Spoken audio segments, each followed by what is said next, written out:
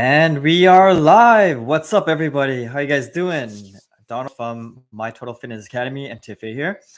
I'm really excited to be shooting my very first live show here on this fitness channel. And in today's talk, I wanted to go over kind of my journey within the fitness realm as a natural bodybuilder. I am full natty, and just kind of what kind of motivated me to kind of get into fitness and then kind of take it from there, right? So I've always actually wanted to put on muscle. I knew that. I grew up in an era when Arnold Schwarzenegger was the biggest action star, and he had movies such as Commando, Predator, Terminator, and I was just mesmerized by, you know, being able to put on so much muscle and mass, and it was just incredible. And I think we all kind of have our reasons for bodybuilding or fitness, be it improved health or we wanted to improve our confidence and just look better. We all have our kind of our take on why we, pursued, bodybuilding, right? So some people had gone through bullying and they wanted to kind of be able to fend for themselves. And so whatever the reason is, I think that it's important to kind of know your story and just really value that you know um, point in time in your life that enabled you to pursue the love of, and passion of bodybuilding or fitness, and just took you on that trajectory to become a better version of yourself, right? So it was really the comic books and Arnold Schwarzenegger that really enabled me to kind of get motivated to put on muscle. I knew that also that I always wanted to learn the science behind it. So my first degree was in biochemistry, molecular biology and biochemistry. And so I always was fascinated with, protein synthesis, what is the science behind putting on muscle hypertrophy, right? So, I wanted to learn everything that I could. Now, if you can imagine, so I started about 15 years ago, but it actually started years before that. So, I kind of went through this up and down thing where, I tried for a little bit, and especially when I was younger, and I didn't really see the results. And because I didn't really know the science behind it, right? The diet, the nutrition, caloric intake, the exercise movements. And so as a beginner, I kind of, gave up when I did see the results. And so, but I can recall some of the early equipment that I had. I had one of those like York bench presses with the dumbbell and the barbell, and there were like cement plastic coated weights. So that's kind of what I got my start with, right? And so um and if you can imagine, back then, like, we didn't, like, YouTube fitness was not a thing. And so we had to get information whichever way we could. At the time, we got information from muscle magazines. So some of these are some of the old school, like, this is back in, let's see here, it says November 27, doesn't say the year, but yeah, some of these are like super duper old, man. Like this one is 2009, man. So like these are like from way back in the day. This is essentially how we learned bodybuilding, man. And so like, oh my gosh, this Brandon Curry, like Mr. Olympia, that's crazy. I actually met Brandon Curry because I was so like into the whole culture and wanted to learn as much as I could from people who actually put on muscle. So before he was Mr. Olympia, before he was really a household name, like he would go to these supplement stores and just do showing and signing, right? So this was from back in, well, let's see here. Surprised they had these body and style. And so yeah, 2008, 2009. Look at this, Rich Gaspar, Super Pump, Mr. Super Pump. Remember? You guys remember that? So I try to learn. This is CanFit Pro. Like when I got certified as a personal trainer, I wanted to learn as much as I could. This is like the expo we had in Vancouver. And like these are like some of the notes that I took from like, and like I actually followed some. There were some actually gurus that actually had some programs on like DVDs and ebooks.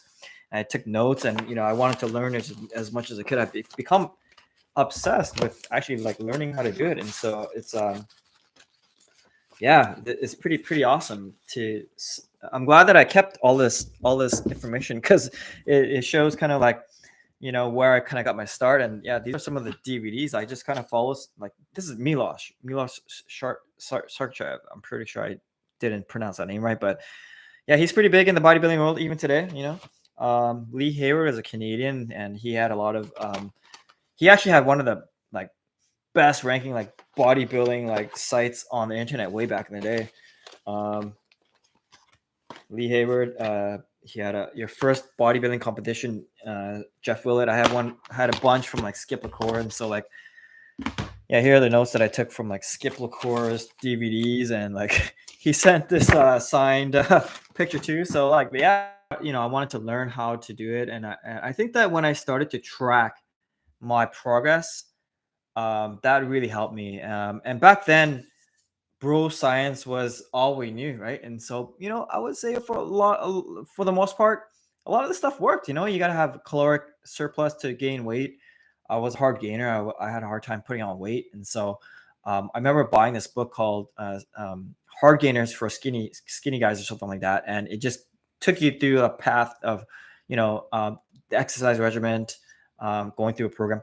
What I also realized was the fact that like when you actually follow some sort of like set protocol, like working out, and you actually, progress like in terms of like increasing the weights that, like 2.5 pounds, you want to increase your bench press or something like that, and you improve your diet, and you want to have a ton of protein.